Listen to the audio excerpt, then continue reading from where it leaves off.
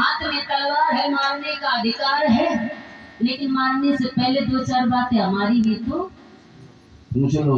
है भाई। ऐसे किसी को मारना भी नहीं चाहिए, ऐसे मौका तो देना चाहिए। क्यों मार रहे हो? अरे मान लिया मैं दोषी हूँ, मैं कलयुग हूँ, मेरे पास में अवगुण है, लेकिन ये भी मत समझ लेना कि मेरे पास में सब अवगुण ही अवगुण हो, कोई गुण।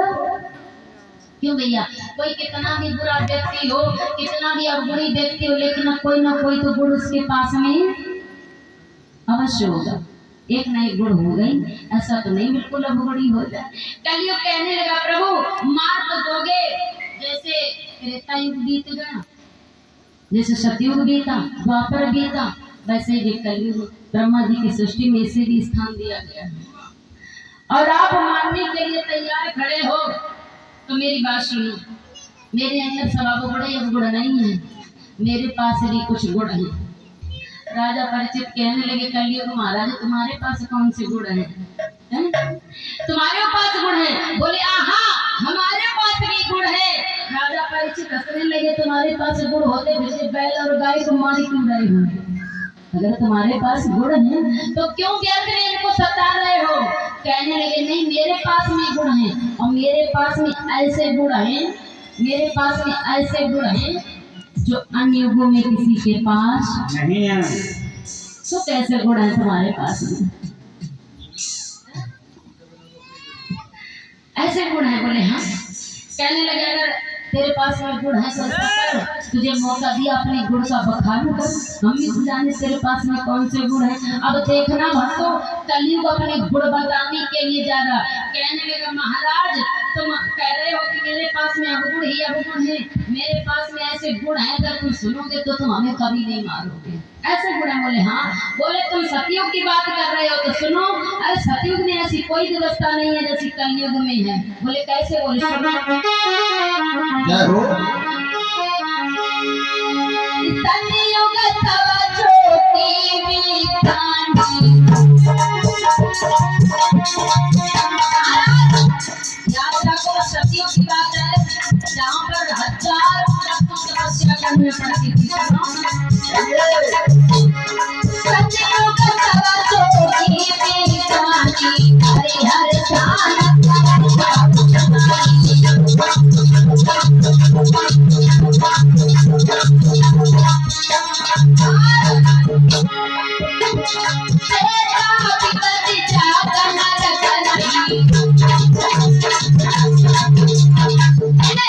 सतयुग में भक्त बड़े लंबे समय तक तपस्या करते थे, हजारों वर्ष तपस्या करते थे, तब नहीं भगवान के दर्शन होते।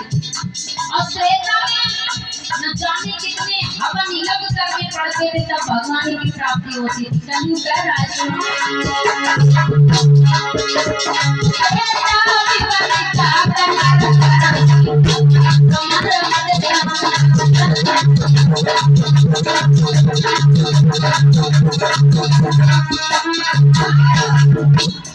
सुनो सतयुग में तपस्या से मिलते थे भगवान, त्रेता युग में हवन यज्ञ करने से भगवान मिलते थे, और द्वापर में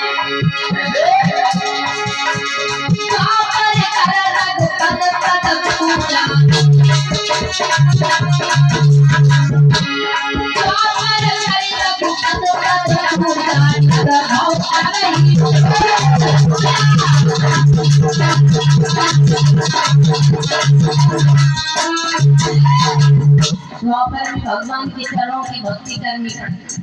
लेकिन कलयुग में इतनी बढ़िया व्यवस्था है, इतनी बढ़िया व्यवस्था है यदुपति महाराज जी।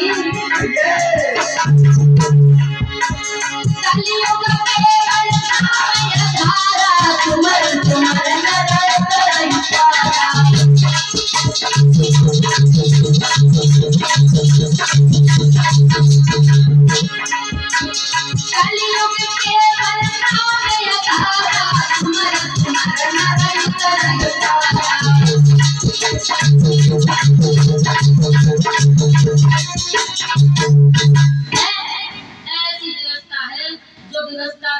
सब जोगी विज्ञानी कर हर ध्यान करे भग प्राणी, अब त्रेता विविध चक्र नर करही, अब प्रभु समीप कर्म भव तरहि। और द्वापर कर रघुपत पद पूजा, और तब कैसे होती थी, तब उनका उद्धार होता था। लेकिन कलयुग केवल नाम आधारा, और सुमर सुमरन रघुतलहि पार।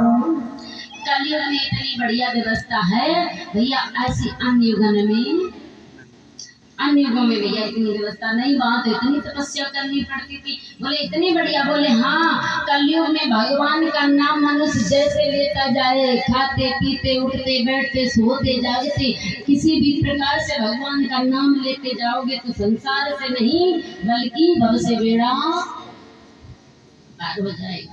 इतने अच्छे गुण बोले। हाँ, अब ऐसा करो, अब हाथ में तलवार है, मारने का अधिकार है, अपने गुणों को बता दिया, अब तुम चाहे मार दो चाहे छोड़। अब राजा परीक्षित जी को भी बड़ी दया आ गई। राजा परीक्षित जी कहने लगे, जब तेरे पास में इतनी बढ़िया व्यवस्था, वैसे भी कलयुग में किसी के पास इतना समय नहीं है जो भगवान की आराधना करे, भगवान का भजन करे, इतना समय किसके पास में है? कुछ नहीं। भक्तजन ऐसे ही चलते फिरते भगवान का नाम लेते जाएंगे, तब भी भक्तों के जीवन का कल्याण हो जाएगा। कोई नहीं। अच्छा ऐसा करो कलयुग महाराज, कुछ संतों पर, भक्तों पर, भगवान के भक्तों पर थोड़ी दया किया करो। ऐसे नहीं किया जाता।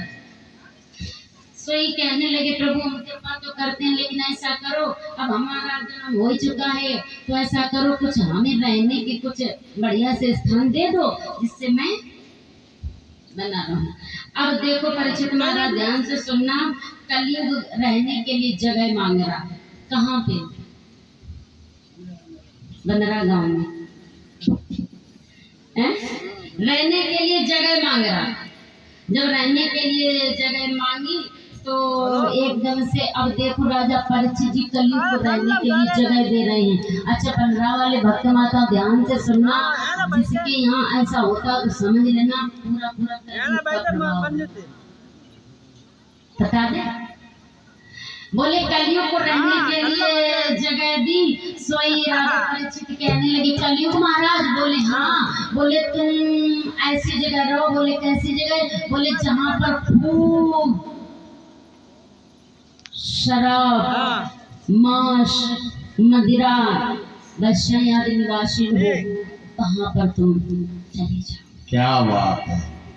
जहाँ पर खूब शराब की प्यालियां चलती हो, मांस मदिरा आदि का सेवन चलता हो, वहाँ पर तुम्हारा निवास हो जाए। अच्छा जी बताओ, यहाँ पर तो कोई नहीं करता ऐसा? कोई नहीं, सब सही बढ़िया आदमी, कोई नहीं है।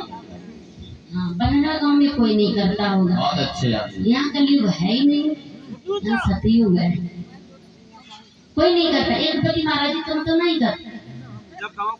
गाँव में उम्र नहीं कहूँगा। बताओ धर्म प्रतिनिधि कब तक ऐसा नहीं करते हैं?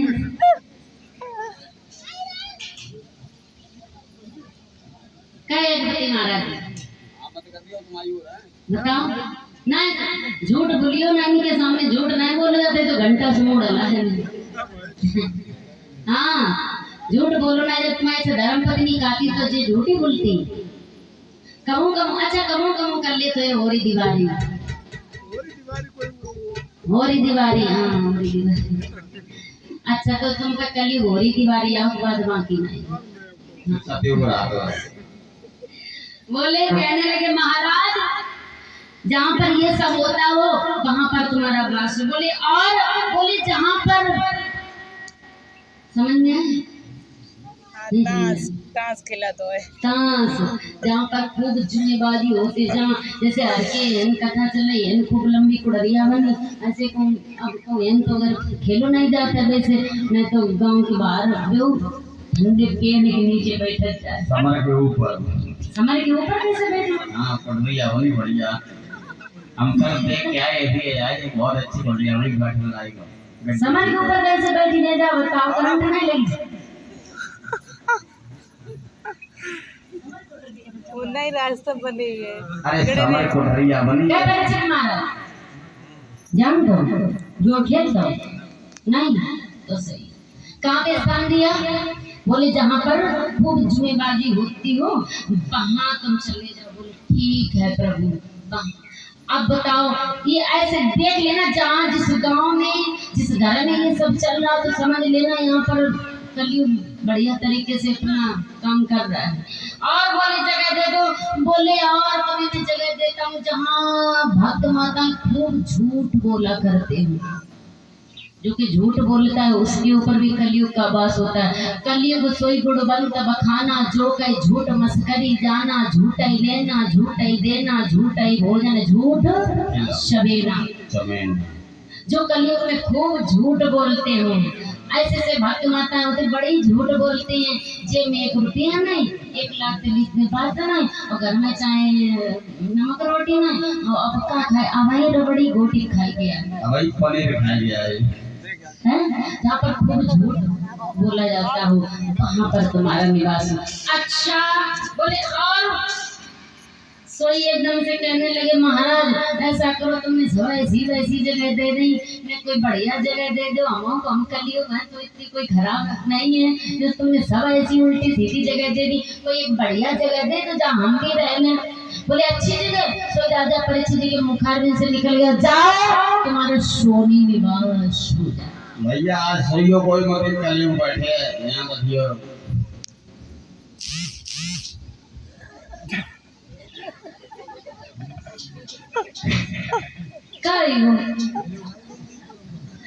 अब लगत कलयुग तुम्हारे ऊपर पूरो बैठी हो। सोने में कौन से सोने में 4 5 सो याद ना फिर कलयुग आ गया। ले हम कह रहे सोने में बात हो जाए, सोबत वाले सोना। अच्छा सोना बता फूल और हार बनता। तुम्हें तो कह रहे तुम्हें कलयुग हो पूरे, तुम्हें कथा कितने दिन रात रात हुई है। बताओ कहने लगे तुम्हारा सोने मतलब समझती स्वर्ण ये। बोले तुम्हारा सोने में बास हो जाए। अच्छा तो अब जैसे का सोने में बास हो जाए, सोई कलयुग महाराज एकदम से सोने में विराजमान हो गए। इसलिए माताओं बहनों को सोना नहीं करना चाहिए। इनके पास हमारे पास जमा कर लिया। अच्छा उधरा गाँव की माताएं कहेंगी अच्छी कथा कर रहे हैं, बड़ा मुश्किल में तो सोना मिलो, सोना ना पहले हो जाए। बड़ा मुश्किल बकरा बकरिया बेची बनवाती है लड़ाई कर करके। सही बात है महाराज। देखो तुम्हारे पास एक पति, महाराज जी अपनी पत्नी से कह दो जित तो सोनो है सब कथा हम चढ़ाई है। बोले तुम्हारे सोने में बास हो जाए। अब कहते हैं कि सोने में कलयुग का बास हो गया, लेकिन पता ये करना चाहिए भक्तों किस सोने में कलयुग का बास है और किस सोने में सतयुग का वास है। देखो हर सोने में कलयुग का वास नहीं होता है, हर सोने में कलयुग का वास नहीं होता। किस सोने में कलयुग का वास होता है महाराज? उस सोने में कलयुग का वास होता है जो सोना चोरी डकैती से, जो सोना चोरी डकैती से, बेईमानी से, किसी के दिल को दुखा के, किसी का मर्डर करके जो सोना चोरी से लिया जाता है, छीन लिया जाता है, जैसे अपने घर परिवार में चुरा लिया जाता है, उस सोने में कलयुग का वास होता है। और जो सोना अपनी गाड़ी कमाई का धन उपार्जन करके, अपनी मेहनत से कमा करके जिस सोने को बनवाया जाता है, उस सोने में सतयुग का वास होता है। बोली गोविंद भगवान की। मेरे भगवत प्रेमियों, ज्यों ही भक्तों कहा है कि सोने में तुम्हारा वास हो जाए, सोई भक्तों राजा परीक्षित जी के शीश पर लगा था मुकुट, किसका? सोने का मुकुट लगा। सोई कलयुग महाराज जा करके भाई मुकुट में जय हो माता। कलयुग बैठ गया और जैसे ही कलयुग भक्तों राजा परीक्षित जी के मुकुट में भक्तों बैठा, अब राजा परीक्षित जी की बुद्धि खराब हो गई। देखो हाँ नहीं, परीक्षित जी नहीं चुरा के लाए थे। इसकी बहुत अच्छी कथा आती है महाभारत के माध्यम से। जैसे मगध देश के राजा थे, मगध देश के जो राजा जरासंध थे, इसकी बहुत अच्छी चर्चा आती है। तो वहां से ये भीम ये मुकुट वहां से लेकर के आए थे, पांडव लेके आए थे। वही मुकुट ये राजा परीक्षित जी के शीश पर लगा हुआ था। ये भी एक तरीके से सोचा जाए तो ये भी छल कपट से युद्ध क्षेत्र में लाए थे ना वो मुकुट, इसलिए इस सोने में कलयुग का वास हुआ, चोरी से नहीं। और ये हमारे भक्तराज है जी क्या, अच्छा शिवपाल भैया जी ये केला और हमारे शिवपाल भैया जी ये प्रभु के चरणों में 50 मुद्रा का दान अर्पण कर रहे हैं। सुंदर शुभकामना सुहासिवा सदैव संपन्न रहे। बोलिए गोविंद भगवान की जय हो। प्रेमियों ये शंका हो जाती है, बोले राजा परीक्षित तो बड़े धर्मात्मा राजा थे जिनकी प्रजा में बड़ा ही खुशियों के साथ में प्रजा का पालन करते थे, उनके साथ में ऐसा क्यों हुआ? बोले ये बड़ी अच्छी चर्चा आती है। वही मुकुट ये है जो भीम के द्वारा भक्त लाया गया था जरासंध के पास से। भक्तों आज राजा परीक्षित जी ने जब ये मुकुट अपने शीश पर भक्तों लगाया तो राजा परीक्षित आज भक्तों वहां से चले, कहाँ पहुंचे? राजा परीक्षित जी शिकार करते करते भक्तों वहां पर पहुंच गए जहां पर भक्तों लोमस ऋषि जी भक्तों तपस्या करने के लिए बैठे हैं कुटिया में। महात्मा लोमस ऋषि भक्तों तपस्या करने के लिए बैठे, वहीं पे राजा परीक्षित जी पहुंच गए क्योंकि राजा परीक्षित जी को प्यास बहुत तेजी से लगी, गला सूख रहा। तो मन में सोचा इस जंगल में कहाँ पानी पीऊं, तो देखा कुटिया है लोमस ऋषि की, तो चलो वहीं पे जल पी लेता हूँ, जहाँ संत महात्मा होंगे तो जल तो हो गई, चलो वहीं पी लेते हैं। जैसे ही राजा परीक्षित पहुंचे तो देखा लोमस ऋषि आंखों को बंद किए और भगवान की आराधना कर रहे थे, भगवान का भजन कर रहे थे। राजा परीक्षित जी ने देखा तो परीक्षित के दिल में थोड़ी शंका हो गई। परीक्षित जी के दिल में ये शंका हो गई, जे बताओ ना मैं कोई काना हूँ ना कुरूप हूँ, और जे इस महात्मा ने जैसे ही हमें देखा तो इसने एकदम से अपनी आंखों को क्यों बंद कर लिया? अब राजा परीक्षित जी के दिल में ये विचार आया क्या